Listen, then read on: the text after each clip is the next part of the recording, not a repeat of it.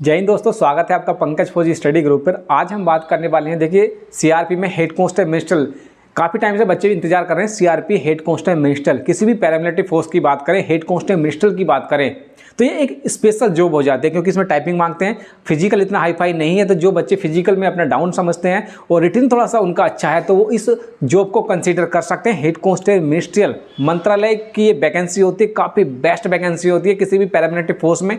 अगर मैं देसी भाषा में बोलूँ तो एज ए बाबू होता है, ऑफिस प्रोसीजर के तहत जो भी ऑफिस का काम होता है वो इनको करना होता है। तो वैकेंसी बहुत अच्छी है और जितनी भी पैरामिलिट्री फोर्सेज हैं उनमें हेड कांस्टेबल मिनिस्टर की बात करें तो सीआरपीएफ के वन ऑफ द बेस्ट आप पोस्ट मान सकते हैं। बहुत अच्छी वैकेंसी होती है हेड कांस्टेबल मिनिस्टर में। तो आज सीआरपीएफ में हेड कांस्टेबल मिनिस्टर की जो वैकेंसी 2020 की नोटिफिकेशन निकला था, एक इंटरनल निकाला था सीआरपीएफ ने। वो टोटल नंबर ऑफ पोस्ट की बात करें तो 875 पोस्टें थी। और ये जो इंटरेस्ट था कि भाई हम टेंडर निकालते हैं, ये वैकेंसी की कैलेंडर निकला था। सॉरी, पैरामेडिकल के लिए भी वैकेंसी निकली थी। तो ये जो कैलेंडर था 2021 में निकला था और उसी के बिहाफ पे बात चर्चा चली थी कि जो वैकेंसी आने वाली है हेड कांस्टेबल मिनिस्टर की सीआरपीएफ में वो 875 वैकेंसी होने वाली थी। फिर क्या हुआ, तो पैरामेडिकल वाली तो वैकेंसी चलने लगी थी। तो आज मैं आपको बताने वाला हूं बेसिकली कि हेड कांस्टेबल मिनिस्टर में क्या कुछ अभी लेटेस्ट अपडेट है, कब आपकी वैकेंसी आने वाली है और क्या कुछ रहने वाला है, क्या रणनीति रहने वाली है और कब तक ये वैकेंसी आपकी आ जाएंगी। चलिए उससे पहले मैं आपको बता दूं कि ये जो वैकेंसी थी, टोटल नंबर ऑफ वैकेंसी 875 थी और ये इंटरेस्ट था। बिल्कुल जो भी बताऊंगा तथ्यात्मक बताऊंगा और ऑफिशियल नोटिफिकेशन के तहत ही हम बताने वाले हैं, कोई भी भ्रामक जानकारी नहीं थी। उनकी ऑफिशियल साइट से हमने वो जो नोटिफिकेशन था वो डाउनलोड किया था और उसमें सब कुछ क्लियर लिखा था, टेंडर बेस पे निकाला हुआ था। तो ये 2021 की बात हम कर रहे हैं जिसमें आपको बताया गया था कि टोटल नंबर 875 थे। और इसमें देखिए हार्ड एंड फास्ट आपका कुछ नहीं होने वाला कि भाई बहुत ज़्यादा फिजिकल होता है। पहले पैरामेडिकल के बारे में बात की थी, उसके बाद जो दूसरी नंबर ऑफ वैकेंसी थी आपकी हेड कांस्टेबल मिनिस्टर की थी। क्वालिफिकेशन क्या होती है ये भी आपके लिए जानना जरूरी होता है कि आपको जानना जरूरी है कि भाई हम जिस पोस्ट के लिए अप्लाई करने वाले हैं उसमें क्या कुछ मांगते हैं। तो मिनिमम आपकी जो एजुकेशन क्वालिफिकेशन होनी चाहिए वो 12th होनी चाहिए, किसी भी रिकॉग्नाइज्ड बोर्ड से आपका 12th पास एटलीस्ट होने चाहिए। अगर हम एज की बात करें तो जनरल अगर आप कैंडिडेट हैं तो आपकी 18 से 25 साल आपकी एज होनी चाहिए। ओबीसी कैंडिडेट है तो उसमें आप 3+ कर लीजिए क्योंकि 3 साल की उसमें छूट मिलती है। SC ST कैंडिडेट को 5 साल की यहाँ पे छूट आपको देखने को मिलेगी। ठीक है, ये हो गया। अगर हम हाइट की बात करें तो मेल कैंडिडेट हैं जनरल OBC SC के लिए तो 165 सेंटीमीटर आपकी होनी चाहिए और फीमेल कैंडिडेट के लिए 155 सेंटीमीटर यहाँ पर आपको देखने को मिलेगी। वहीं पर ST कैंडिडेट हैं आप और ST कैंडिडेट मेल कैंडिडेट हैं तो 162.5 सेंटीमीटर और फीमेल कैंडिडेट हैं ST के तो 150 सेंटीमीटर यहाँ पर आपको देखने को मिलने वाली है। रनिंग होती नहीं है, बिल्कुल आपको रनिंग की बिल्कुल ज़रूरत नहीं पड़ती। अगर चेस्ट की हम बात करें तो 80 से 85 मतलब 5 का आपका फ्लैप यहाँ पर देखने को मिलेगा। उसके बाद इसमें जो मोस्ट इंपॉर्टेंट आपका यहाँ पर एक पॉइंट फंसता है वो फंसती है टाइपिंग की। टाइपिंग सर्टिफिकेट, जैसे असम राइफल में कोई भी वैकेंसी आती है उसमें टाइपिंग अगर मांगते हैं तो वो सर्टिफिकेट मांगते हैं कि आप अपना सर्टिफिकेट दिखाइए कि भाई आप टाइपिंग आपने कहाँ से सीखी है, कितनी की आपको टाइपिंग आती है। एक इंस्टीट्यूट आपको सर्टिफिकेट देता है टाइपिंग का। इसमें एक अच्छी चीज़ ये है कि आपको किसी को भी सर्टिफिकेट दिखाने की जरूरत नहीं है कि भाई हमने टाइपिंग सीखी है नहीं सीखी, कोई मतलब नहीं है। इसमें जो बेसिक रिक्वायरमेंट है, अगर आप इंग्लिश की टाइपिंग करते हैं तो आपको 35 वर्ड पर मिनट होना चाहिए। हिंदी की टाइपिंग करते हैं तो 30 वर्ड पर मिनट होना चाहिए। इनका एक अपना सॉफ्टवेयर है, ऑनलाइन इनकी टाइपिंग चलती है और उसमें कोई भी सर्टिफिकेट की आपको कोई भी रिक्वायरमेंट नहीं होती है।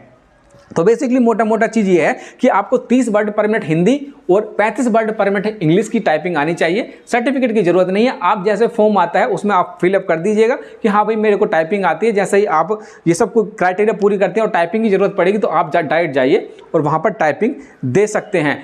अगर आपके पास कीबोर्ड है तो कीबोर्ड अपना घर से ले जा सकते हैं, वहाँ पर टाइपिंग दीजिए, कोई दिक्कत नहीं है, वो अलाउ कर देंगे अगर वहाँ पर आपको चाहिए होगा तो। आगे बढ़ते हैं, आपके एग्जाम में क्या कुछ आएगा। देखिए 200 नंबर का एग्जाम होता है प्लस 25 नंबर का डिस्क्रिप्टिव क्वेश्चन आते हैं। एग्जाम में जो 200 नंबर का रिटन पेपर होगा उसमें क्या क्या आएगा, मैथ, रीजनिंग, हिंदी, इंग्लिश में से एक और एक क्लियरली एप्टीट्यूड में से आपसे पूछा जाएगा। टोटल नंबर आपके 200 होंगे। प्लस 25 नंबर का आपको डिस्क्रिप्टिव होगा, उसमें आपको ऐसे या ऑफिस प्रोसीजर के बारे में, किस तरह से ऐसे लिखना है, किस तरह से ड्राफ्टिंग होती है, नोटिंग किस तरह से होती है, ऑफिस के मैटर में थोड़ा थोड़ा पूछ लेंगे और वो भी जरूरी होता है आपको किसी भी मेरिट में आगे बढ़ने के लिए। तो 200 का आपका रिटन एग्जाम हो जाएगा, 25 नंबर का आपका डिस्क्रिप्टिव हो जाएगा। वहां पर आपको वो ऑब्जर्व करेंगे कि आपकी पकड़ कितनी है, ऐसे कैसे लिख सकते हैं, लेटर कैसे लिखते हैं, वो सब कुछ चीज देखा जाएगा। मैं काफी वीडियो देख रहा था पुरानी, और उसमें बच्चों से बताया जा रहा था कि आपकी जो बच्चे थोड़ा मेरिट में थोड़ा डाउन होते हैं, जो पढ़ने लिखने में डाउन है, उनके लिए ये वैकेंसी अच्छी होती है, क्योंकि टाइपिंग होती है इसमें, तो आपकी जो मेरिट है वो लो रहती है। लेकिन बिल्कुल भी ये नहीं कह सकते कि इसकी मेरिट लो रहती है। क्यों रहती है, क्यों बता पा रहा हूँ, क्योंकि मैं ये एग्जाम दे चुका हूँ और मैं इसमें आपको क्लियर कर दूं, ये जो मेरिट थी ना 2015 वाली, वो पता है कितने पे गई थी? 172। जी हाँ, 172 नंबर पे इसकी मेरिट गई थी, जो 2015 की हम बात करें। लेकिन जैसे आगे बढ़ते हैं 2017 की हम बात करें तो 164 नंबर पर इसकी मेरिट गई थी। मेरिट बहुत हाई जाती है। क्यों जाती है? क्योंकि देखिए वैकेंसी अच्छी है, वैकेंसी अच्छी है। किसी दूसरी पोस्ट की अगर बात करें, सीआरपीएफ को छोड़ दे, एसएसबी की बात करें, तो नंबर ऑफ पोस्टें जो होती हैं ना वो कम होते हैं। 74 हो गई, 110 हो गई, 115 हो गई या 50 हो गई। एसएसबी में तो बहुत कम आती है। लेकिन जब हम बात करते हैं सीआरपीएफ में तो 800, 900, 1000 इतने से कम वैकेंसी नहीं आती। ये जो बात चल रही है 875 आपकी पोस्ट आने वाली हैं, ये कब की बात चल रही है? जब कैलेंडर निकाला था उन्होंने टेंडर के बेस पे 2020-21 की बात कर रहे थे। लेकिन 2020 से और अब तक कोई वैकेंसी हेड कांस्टेबल की नहीं आई है। तो ये कह सकते हैं, ये लग सकता है, अनुमान लगा सकते हैं कि अब जो वैकेंसी आपकी आने वाली है ये 1100 या 1200, 1000 आसपास आपकी होने वाली है। तो काफ़ी बड़ी वैकेंसी आने वाली है। और मैं आपसे तो पर्सनल ये रिकमेंड करूंगा या आपको ये एडवाइस दूंगा कि किसी भी मिनिस्टर की वैकेंसी देखते हैं तो हेड कांस्टेबल मिनिस्टर सीआरपीएफ में जाइए। बहुत अच्छी वैकेंसी है, बहुत अच्छी पोस्ट आपको अपॉर्चुनिटी मिलेगी।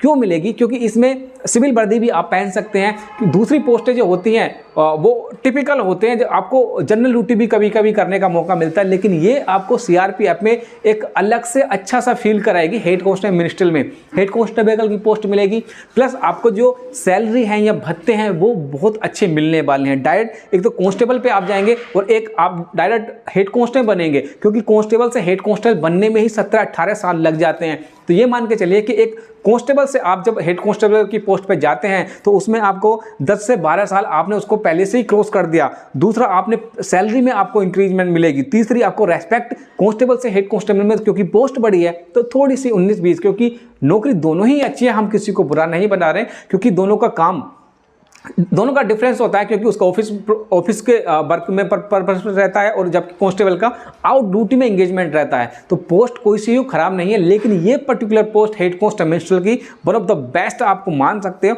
आपको तैयारी कंटिन्यू रखनी होगी इस पोस्ट को लेने के लिए। कंपटीशन बहुत ज़्यादा होता है, तो इसकी वैकेंसी कम आने वाली है। देखिए अभी जो वैकेंसी आने वाली है 2020 के कैलेंडर में निकाला था कि हम निकालने वाले हैं, लेकिन फिर पीछे का बहुत ज़्यादा इधर उधर खिचड़ी पक गई, कोरोना ये वो। लेकिन अभी जो है मार्च और अप्रैल के आसपास आपको ये वैकेंसी देखने को मिलने वाली है। फिर मैं बता दूं कंपटीशन बहुत ज़्यादा रहता है। टाइपिंग की बात करें तो टाइपिंग आपको जैसे ही उसका रिटन एग्जाम का फाइनल कट ऑफ लग जाती है, उसके बाद 10 से 15 दिन का आपको बेसिक टाइम मिलेगा। उसके बाद टाइपिंग का टाइम नहीं मिलता है। वो सबसे ज़्यादा जो बच्चे आउट होते हैं किसी भी टाइपिंग में, किसी भी पैरामिलिट्री फोर्स की टाइपिंग में, तो सबसे ज़्यादा जो आउट होते हैं वो हेड कांस्टेबल मिनिस्टर सीआरपीएफ की टाइपिंग में बाहर होते हैं। तो अपनी तैयारी करते रहिए। मैं खुद एक बार फेल हो चुका हूँ हेड कांस्टेबल मिनिस्टर की, जो सेकंड बार मैंने दिया था उसमें मैं क्वालिफाई कर गया था। तो मैं यही कहूँगा कि टाइपिंग बहुत बड़ा हुआ है, बहुत बच्चे बाहर निकलते हैं, उसमें चांसेस आपके सिलेक्शन के बहुत ज़्यादा हैं। तो तैयारी आपकी, या फिजिकल तो नाम मात्र का होता है, आपको रिटन का और आपकी टाइपिंग, ये दो एक बेसिक फंड है जिसको आप क्लियर कर गए तो आप सिलेक्शन ले लेंगे।